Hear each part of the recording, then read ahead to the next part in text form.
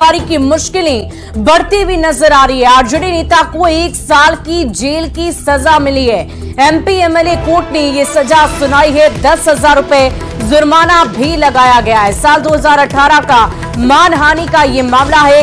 संजय झा के खिलाफ उन्होंने टिप्पणी की थी और इसी मामले को लेकर एमपी एमएलए कोर्ट में सुनाई गई है उन्हें सजा। 10,000 रुपए का जुर्माना भी लगा है।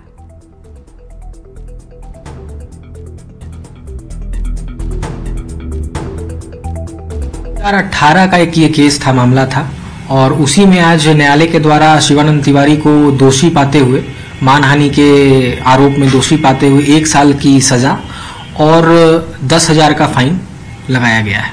और एट प्रेजेंट उनको 30 दिन का प्रोविजनल बेल दिया गया है ताकि वो अपील फाइल कर सकें। अब उनको सेशंस कोर्ट में अपील फाइल करना होगा, बट आज के दिन में वो कन्विक्टेड पर्सन कहे जाएंगे। क्या किया था उन्होंने? 2018 का एक इंटरव्यू था उनका, जिसमें उन्होंने कुछ इम्प्यूटेशंस लगाए थे संजय झा जी के खिलाफ, और उन इम्प्यूटेशंस के बाद संजय झा जी के द्वारा ये केस लाया गया।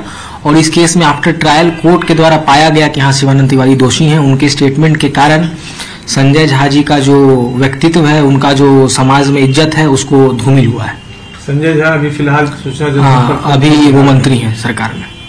अब वो 30 दिन के अंदर बेल लेंगे। 30 दिन के अंदर उनको अपील फाइल करना होगा। अगर अपीलेट कोर्ट ने उनका बेल कंफर्म किया तो ठीक, नहीं किया तो जेल जाना पड़ सकता है। और फिर जो अपील का फैसला होगा, अगर अपील में भी वो दोषी पाए जाएंगे तो उनको जेल जाना पड़ेगा।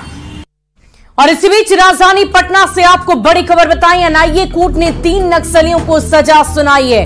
12 साल तक की जेल की सजा सुनाई गई है। औरंगाबाद के 3 आरोपियों को कठोर कारावास और जुर्माने की सजा सुनाई गई।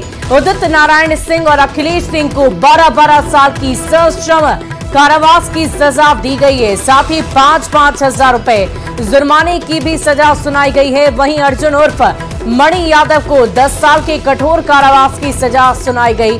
जुर्माना अदा नहीं करने पर तीनों को 3 महीने की अतिरिक्त साधारण कैद की सजा भुगतनी होगी। साल 2012 में हुए हथियार और गोला बारूद जब्ती केस में आरोपी पाए गए तीनों नक्सलियों को दोषी पाया गया था। नक्सली साहित्य और दूसरे आपत्तिजनक दस्तावेज भी जब्त किए गए थे।